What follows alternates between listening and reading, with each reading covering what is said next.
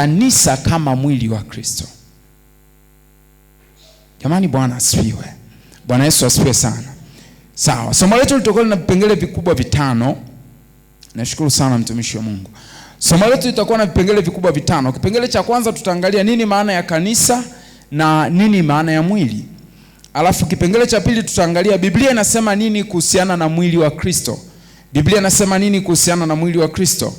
Alafu kipengele cha tatu tutakuwa tunaangalia kweli 5 ambazo ni lazima tukubaliane nazo ili tuweze kushikamana kama mwili wa Kristo. Kweli 5 ambazo ni lazima tukubaliane nazo ili tuweze kushikamana kama mwili wa Kristo. Alafu sehemu ya 4 ya somo ni namna ya kuanza kuishi kama mwili wa Kristo. Namna ya kuanza kuishi kama mwili wa Kristo. Na sehemu ya mwisho ya somo, maombi ya kumtaka Bwana atupe neema ya kuishi kama mwili wake. Maombi ya kumwomba Bwana Yesu atupe neema ya kuishi kama mwili wake.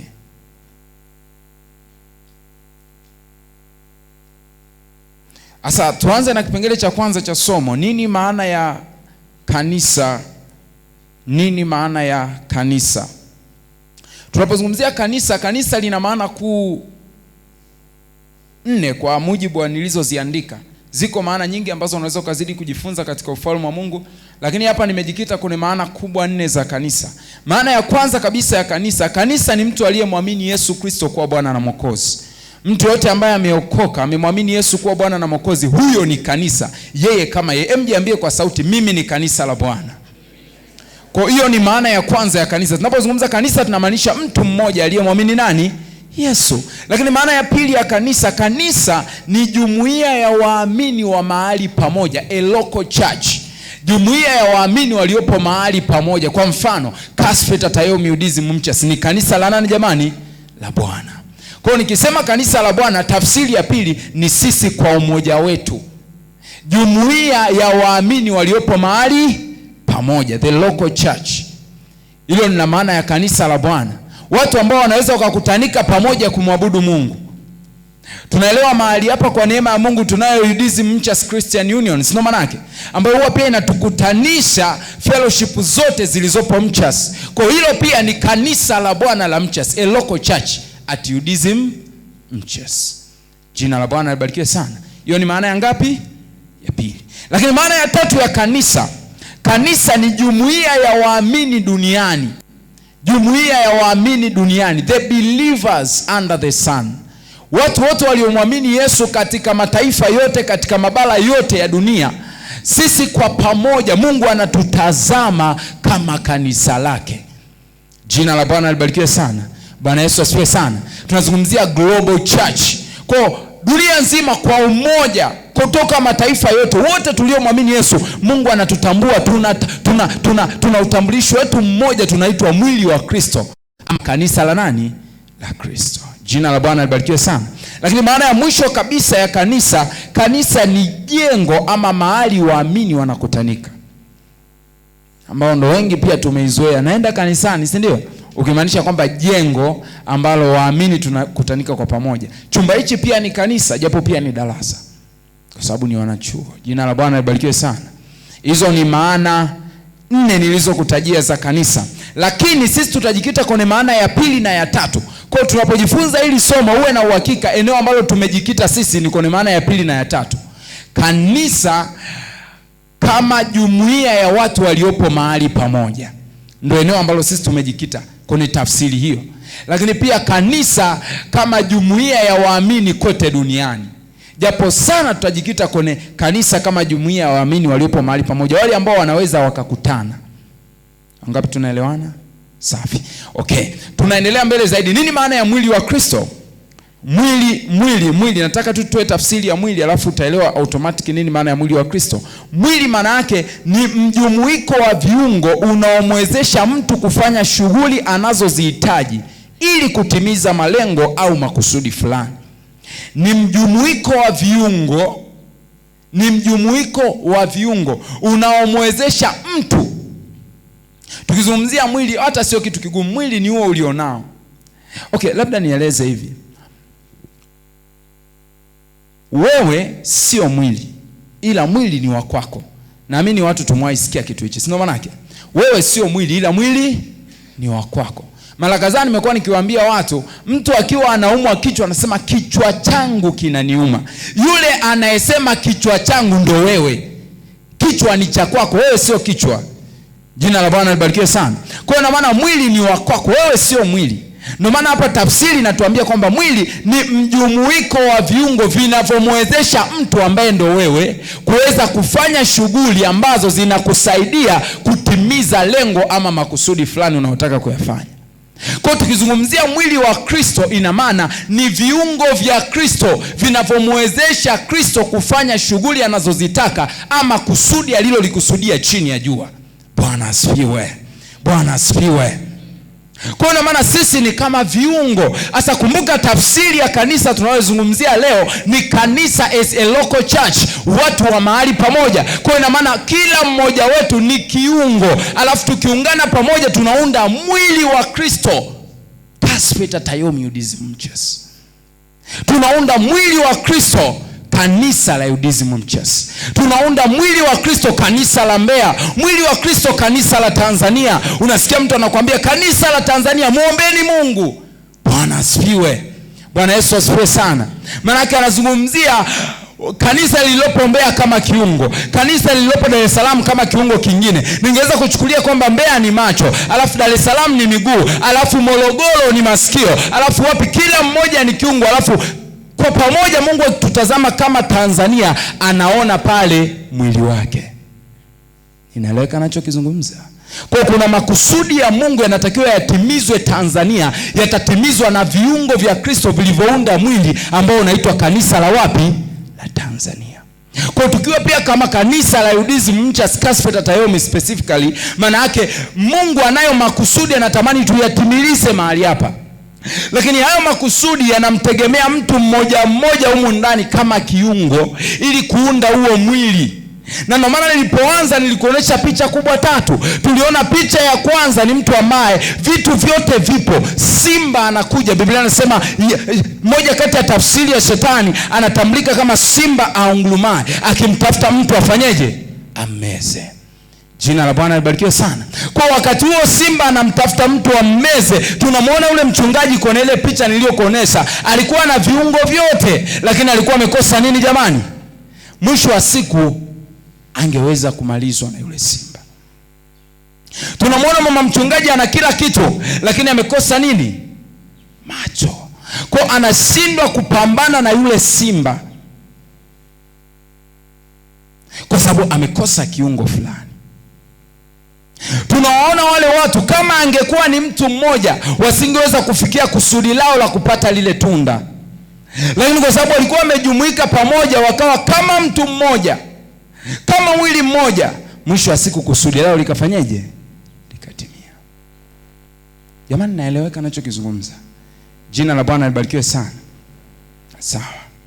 Sasa tuone Biblia inasema nini kuhusiana na, tupatie mtumishi wa Mungu Timotheo wa kwanza 12 mstari wa 11 mpaka wa 31. Tutakuwa tukisoma kwa pamoja. Natamani tuende kwa spidi kubwa. Mungu atupe neema. Baadaye nitakwambia kwa nini tunalazimika kuwa na spidi kubwa zaidi ya kawaida. Sasa tutasaidiana kwa pamoja kwa sauti kubwa afu kwa spidi. Sawa sawa watumishi wa Mungu ili tufike mbali. 1 2 3. Lakini twende pamoja. 1 2 3. Lakini kazi hizi zote huzitenda Roho huyo mmoja, yeye yule akimgawia kila mtu peke yake kama apendavyo yeye. Kwa Roho Mtakatifu amekugawia wewe kitu fulani, wewe kitu fulani, wewe kitu fulani. Kila mmoja amemgawia sawa na apendavyo Roho Mtakatifu. Tupatie mstari unaofuata, tuna mistari mingi. Anasema 1 2 3, maana kama vile mwili ni mmoja. Kwa sisi wote ni mmoja. Mungu anatazama kama kanisa la mahali. Si nimeshaeleweka hapo Alafu anasema tuendelee, anasemaje? Nao una viungo vingi. Ambaye hivi viungo ni mtu mmoja mmoja sasa wanayeunda huo mwili. Tuendelee mbele zaidi. Na viungo vyote vya mwili ule navyo ni vingi. Kwa tuko wengi, alafu ni mwili mmoja, vivyo hivyo na Kristo. Alafu tupatie mstari unaofuata. kwa maana katika roho mmoja sisi sote tulibatizwa kuwa mwili. Kwa sababu wote hapa tumemwamini Yesu na wote tumebatizwa Roho Mtakatifu. Roho Mtakatifu anaziunganisha roho zetu na kutufanya kuwa mwili mmoja. Alafu anaendelea anasema kwamba tu Wayahudi, kwa haijalishi wewe ni kabila gani, uwe ni Mwanji, uwe ni Msukuma, uwe ni Mmasai, uwe ni Mnyakyusa, uwe ni nani, watu wote, kwa sababu wote tumeunganishwa kwa Roho Mtakatifu, tumefanyika kuwa mwili mmoja. Anasema kuwa mwili mmoja, kwamba tu Wayahudi au kwamba tu Wagiriki, ikiwa tu watumwa au ikiwa tu huru. Tuendelea, anasemaje? Nasi sote tulinywea roho mmoja. Tupatie mstari unaofuata. Hapa anasemaje? Kwa maana mwili si kiungo kimoja. Tamka kwa sauti kubwa, sema mwili si kiungo kimoja. Sema tena kwa sauti, sema mwili si kiungo kimoja. Mtu mmoja haundi mwili kibiblia. Maana nakwambia mwili sio kiungo kimoja, ni viungo vingi. Kusudi la Mungu halitimiliziki kwa kutengana. Kusudi la Mungu halifanyiki kwa kila mmoja kujisimamia kivyake. No. Jina la Bwana libarikiwe sana. Anasema mwili sio kiungo kimoja. Tuendelea, anasemaje? Bali, tulikuwa tujamalizia pale. Bali ni vingi. Tuendelee mbele. Mguu ukisema, twende kwa speed. Mguu ukisema, kwa kuwa mimi si mkono, mimi si wa mwili. Je, unakuwa si wa mwili kwa sababu hiyo? Ili ni swali Roho Mtakatifu anatuuliza kwa kinywa cha mtumishi wa Mungu Paulo. Anasema kwa sababu wewe umeona hauna kipawa alichonacho mtu fulani. Si unajua kazi ya miguu tofauti na kazi ya mikono. Sasa ikiwa mikono haiwezi kutembea, je, ina maana mikono haina maana kwenye mwili? Hapana, ina kazi ya kushika. Ikiwa miguu haiwezi kushika, ina maana haina kazi kwenye mwili? Hapana, ina kazi ya kufanyeje? Ya kutembea. Ikiwa macho hayawezi kutembea, yule mtu alikuwa anaona simba, lakini macho hayawezi akamsaidia, amemsaidia kuona, lakini hana miguu ya kutembelea. Anayo mikono, lakini huwezi ukakimbia kwa mikono ukimkimbia simba. Jina la Bwana libarikiwe sana. Kwa anasema hapo kwamba je, ikiwa kuna kazi fulani kiungo fulani hakiwezi kuifanya, na maana hicho kiungo hakina umuhimu kwenye mwili? La hasha. Tuendelee mbele zaidi. Anasema na sikio likisema, sasa kwa ajili ya muda naomba niruhusu nikusomee. Anasema na sikio likisema, kwa kuwa mimi si jicho, mimi si wa mwili. Je, linakuwa si la mwili kwa sababu hiyo? Jina la Bwana libarikiwe sana.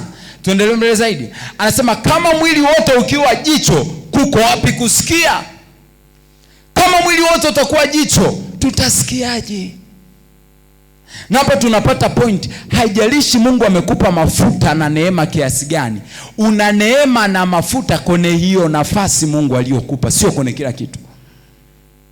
Naeleweka anachokizungumza? Ngoja niongee hivi. Jicho Mungu amelipa kila kitu kinachohitajika ili lione. Sisi hapa tunasomea sayansi, si ndio? Jicho limepewa kila kitu. Kuna mshipa wa fahamu ambao unatoka kwenye jicho unapeleka taarifa kwenye ubongo, si ndio maana yake? Kuna mambo, kuna lenzi. Kuna lenzi kwenye mguu. Sehemu pekee yenye lenzi kwenye mwili wa mwanadamu ni nini jamani? Ni jicho. Kuna kitu kinaitwa ngoma, tunaipata kwenye nini? Kwenye sikio, ili vibrate. Na hiyo vibration iende kutafsiriwa kwamba ni sauti gani inasikiwa. Huwezi kukuta ngoma kwenye nini? Kwenye jicho. Kwa hiyo ina maana kila kiungo kimepewa uwezo, kimepewa vitu vya kipekee, lakini hivyo vitu vya kipekee vilivyopo ni kukisaidia kutimiza kusudi lake maalum. Jina la Bwana libarikiwe sana. Bwana Yesu asifiwe sana.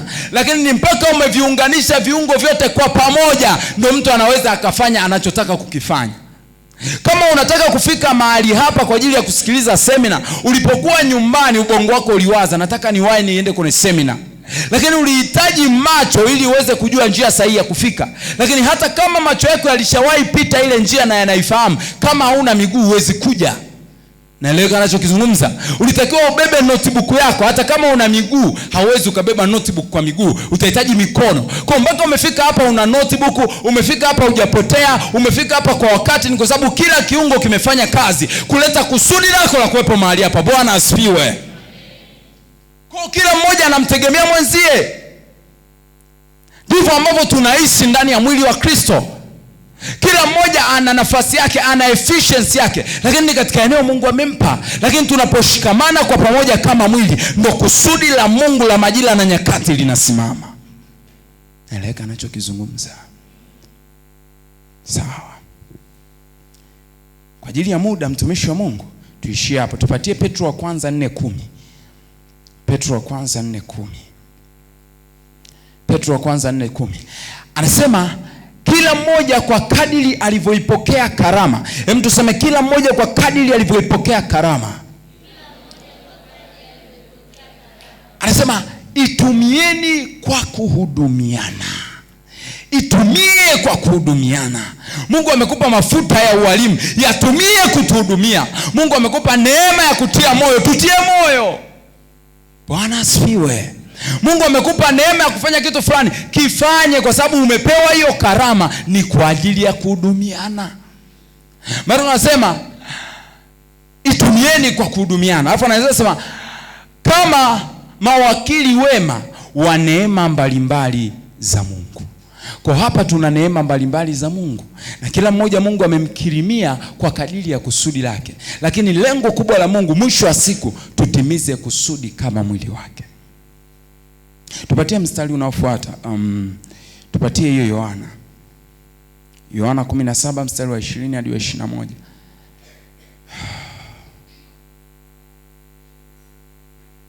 Sawa, ngoja waweke mambo sawa. Nataka nikusomea hapa. Okay. Yohana 17:20. Tunaelewa kwamba kitabu cha Yohana ni kitabu ambacho Yesu alikuwa anapeleka maombi kwa Mungu akiwa duniani. Na moja kati ya eneo ambalo Yesu aliliomba kwa kuugua sana, aliliombea kanisa liwe na umoja.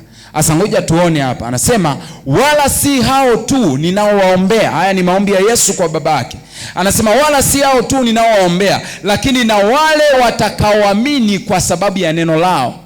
Kwamba hapa alikuwa anawaombea mitume, lakini akasema siwaombee tu wao akina Petro. Wako akina Ebeneza watakuja baada ya miaka 2000. Wako akina Neema watakuja baada ya miaka 2000. Na waombea na hao. Hilo kanisa la Udism Church Kasper Taomi ninaliombea. Yesu alishatuombea. Alituombea kitu gani? Anasema wote wawe na umoja kama wewe Baba ulivyo ndani yangu nami ndani yako. Ninaomba kwamba uwape neema ya kuwa na umoja kama ambavyo mimi niko ndani yako na wewe Baba uko ndani yangu, kama ambavyo sisi watatu. Na ngoja nikwambie siri hii. Nguvu ya Mungu sio kwa sababu ni Mungu Baba, sio kwa sababu ni Mungu Mwana, sio kwa sababu ni Mungu Roho Mtakatifu. Nguvu ya Mungu iko kwenye Trinity. Naeleka anachokizungumza.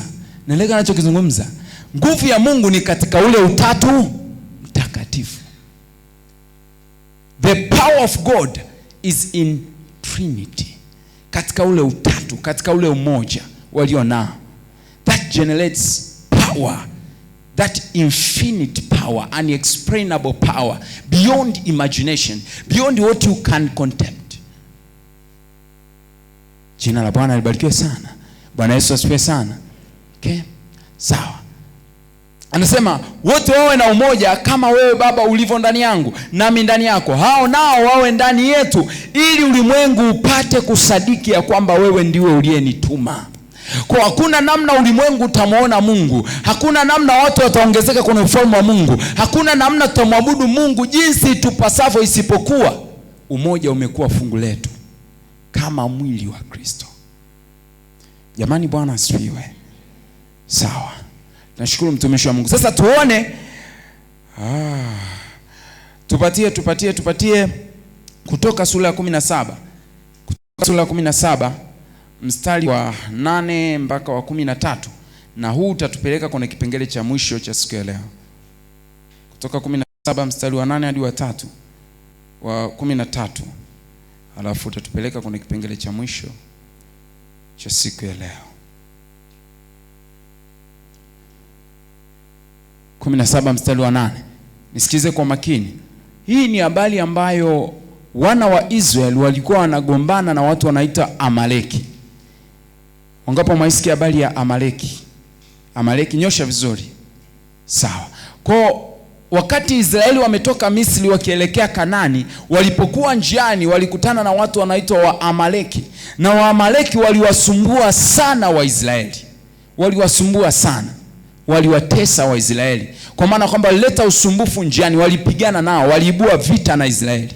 Hasa hapa maandiko yanatuambia hivi, wakati huo Waamaleki wakatoka kupigana na Israeli huko wapi?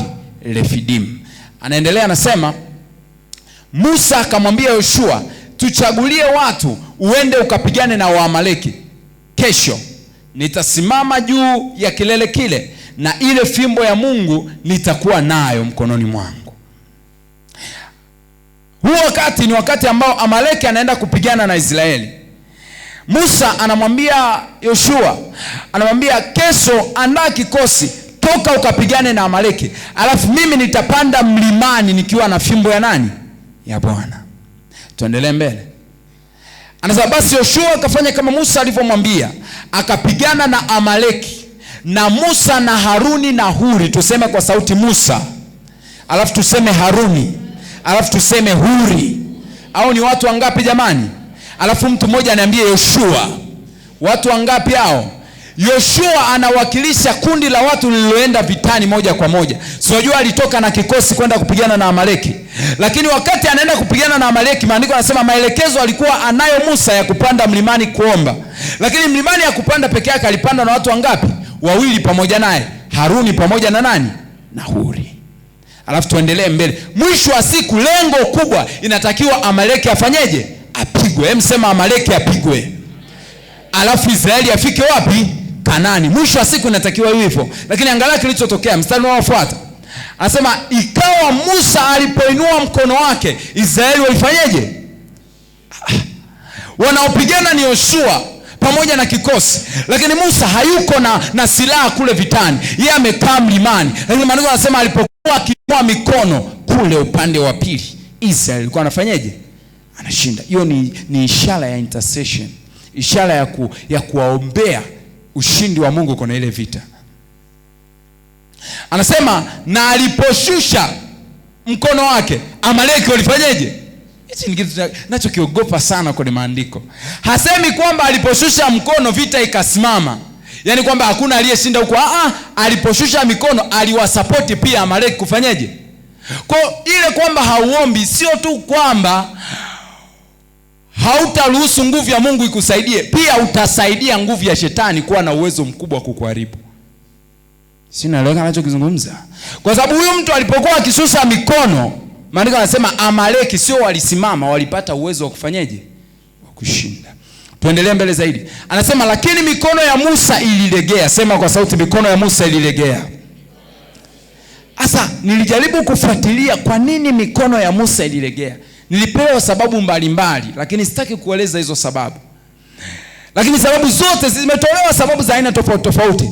Lakini kitu nataka uelewe ni kwamba mwisho wa siku mikono ya Musa ililegea. Sasa mimi niko nashangaa kwa nini Mungu akuitia nguvu mikono ya Musa moja kwa moja, na anajua kabisa akishusha mikono kule wanafanyaje? Wanashindwa. Lakini maajabu, angalia. Maana wanasema basi wakatoa, anasema lakini mikono ya Musa ililegea, basi wakatoa jiwe wakaliweka chini yake akalikalia.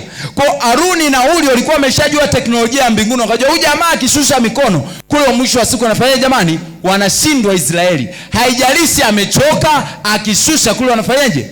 Wanashindwa. Moja ya sababu ilikuwa pia ni uzee. Kwa pamoja na kwamba ni mzee ambao ni sababu medically inaelezeka kabisa kwamba unavozidi kukua mwili unafanyaje? Tofauti na kijana, ndio maana yake. Lakini maandiko yanasema vyovyote vile ni mzee ni nani alipokuwa akishusha mikono kule walikuwa wanafanyaje? Wanashindwa. Amaleki wanashinda, Israeli wanapigwa. Maandiko yanasema chini yake Haruni na Huri wakaitegemeza mikono, wakaitegemeza mikono. Hem, tuseme Haruni na Huri wakaitegemeza mikono. Sema mimi nitawategemeza wengine mikono. Kwa sauti sema mimi nitawategemeza wengine mikono. Kwa sababu mwisho wa siku inabidi Amaleki apigwe. Mwisho wa siku inabidi tufike Kanani, lakini inahitaji mtu mmoja ategemezwe mikono. Inahitaji mtu mmoja ainue mikono. Inahitaji watu wengine wawepo vitani kupigana na Amaleki. Inahitaji watu wengine wawe kazi yao ni kuinua mikono yao, alafu wanategemezwa na watu. Jina la Bwana libarikiwe sana. Si unaelewa kama huyu angeinua mikono alafu kule askari wangekuwa wamesimama tu hivi bado wangepigwa Hata kama Musa angeinua mikono haina maana mawe yangeshuka kutoka mbinguni. Bali wapiganaji walihitaji kuendelea kufanyaje? Kupigana. Haya, anasema mmoja upande huu na mmoja upande huu. Mikono yake ikathibitika hata jua lilipokuchwa. Natamani mikono yako ithibitike mpaka mwezi wa 11. Haleluya. Natamani mikono yako ithibitike mpaka siku unakufa. Natamani mikono yako ithibitike kwa nguvu za Roho Mtakatifu. Maandiko yanasema hakushusha mikono mpaka jioni na kule akawa amewamaliza. Tumalizie mstari wa mwisho. Yoshua akawaangamiza Amaleki na watu wake kwa ukali wa nini? Wa upanga. Hebu mpigie Yesu makofi mazuri. Haleluya. Wow. Sawa. Sasa tuingie kwa kipengele cha pili. Iko mifano mingi ya kueleza kuhusiana na hilo. Watu tumesikia habari za Daudi. Daudi alikuwa ni mtu ambaye alikuwa jemadari wa vita. Ngoja tujaribu kufanya kitu kimoja, mtumishi wa Mungu. Natamani sana nionyeshe jambo hili japo sikutaka kule. Tupatie ile Mwanzo 39. Tupatie ile Mwanzo bwana. Twende na ile Mwanzo, lakini tukasome mstari huu mmoja, kitu ambacho hata wapagani wanatushinda. Haya, tuendelee mstari unaofuata.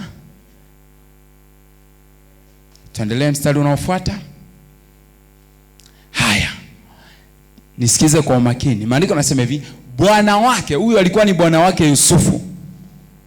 Manake alikuwa ni Potifa, ndio manake. Kwa bwana wake Yusufu akaona ya kwamba Bwana yu pamoja naye na ya kuwa Bwana anafanikisha mambo yote kwa mkono wa Yusufu. Yaani yule aliyekuwa Potifa ambaye alikuwa ni mmoja ya maakida wa Farao, akaona kwamba toka Yusufu amekuja hapa mafanikio yameanza kutokea ambayo hayakuwepo kabla Yusufu hajafanyaje? Hajaja. Akafanyaje alipokuwa na hekima? Akafanyaje? Mstari unaofuata. Yusufu akaona neema machoni pake, akamtumikia, naye akamweka kuwa msimamizi wa nyumba yake, na yote aliyokuwa nayo akayaweka mkononi mwake. Mstari wa mwisho. Ikawa tokea wakati alipomweka kuwa msimamizi wa nyumba yake na vyote vilivyomo, Bwana akabarikia nyumba ya yule Misri kwa ajili ya nani? Ya Yusufu. Kwa nini Mungu asingesema huyu mbona kama anataka atumie neema ya Yusufu huyu? Lakini alipompatia nafasi, kwa sababu yule jamaa alikuwa amejua neema Mungu aliyoiweka juu ya nani? Ya Yusufu, akasubmit. Akamweka juu ya vitu vyake vyote, na maandiko yanasema yule jamaa akaanza kufanikiwa. Lakini kabla hajaja Yusufu alikuwa hajafanikiwa. Naelewa anachokizungumza. Alafu tupatie na ile Mwanzo 30. Tupatie na ile Mwanzo 30. Nataka tusome mstari mmoja pale.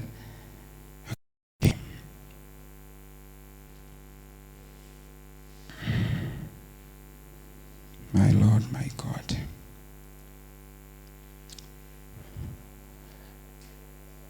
Haya.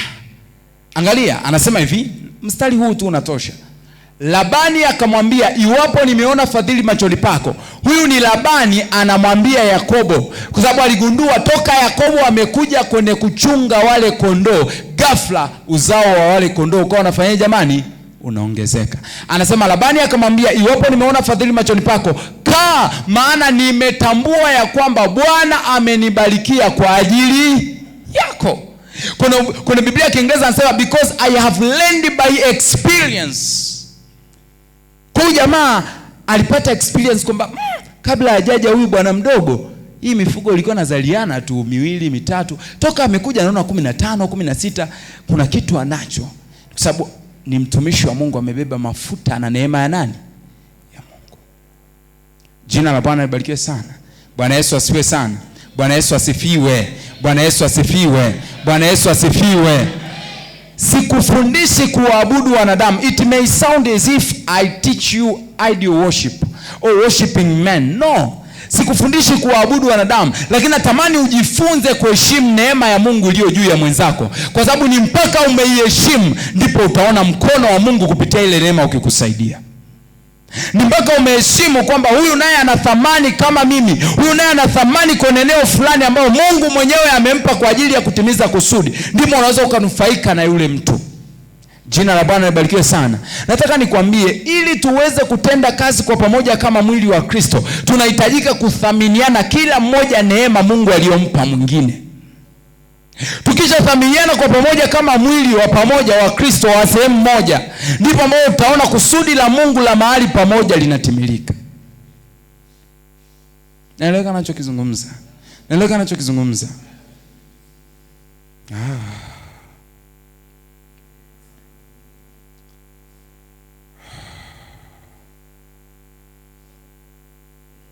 Nimalize kwa kusema hivi. Kesho tutaendelea mbele zaidi, part kidogo, lakini tutapata muda mzuri wa kumwomba Mungu. Lakini nataka nimalize kwa kusema hivi. Hapa ndani kila mmoja Mungu amempa neema. Kumbuka nimejikita zaidi kwenye kanisa la mahali pamoja. Mungu aliweka mzigo ndani yangu. Ni kwa sababu watu wengi tunadhani kwamba utafanikiwa kufika kule Mungu alikokusudia ufike kwa sababu ya neema ulioibeba juu yako. Ni kweli kabisa. Lakini kesho tutaangalia mambo makubwa matano ambayo lazima tukubali kama kanisa ili tuweze kuishi kama mwili. Moja ya jambo ni lazima ukubali ya kwamba you are limited.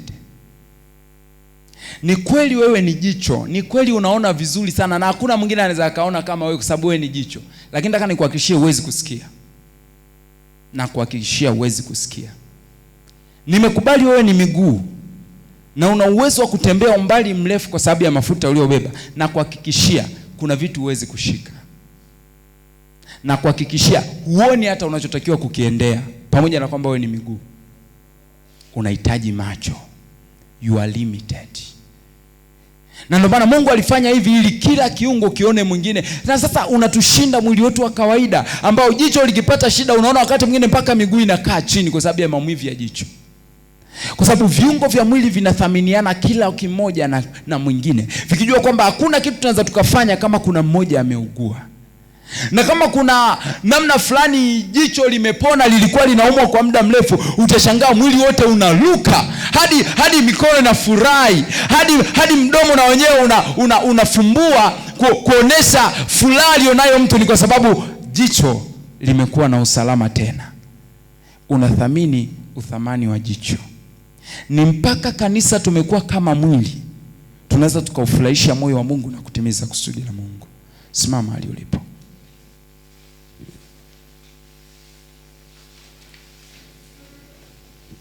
Bwana Yesu, asante kwa ajili ya siku ya kwanza ya semina. Neema yako imekuwa kubwa, umetusaidia. Naamini kuna mambo ambayo Bwana umetufundisha. Katika hiyo sehemu uliyotujalia kujifunza, tunasema asante. Uturehemu Bwana, utusafishe. Tufundishe zaidi na makusudi yako yasimame katika jina la Yesu. Amen.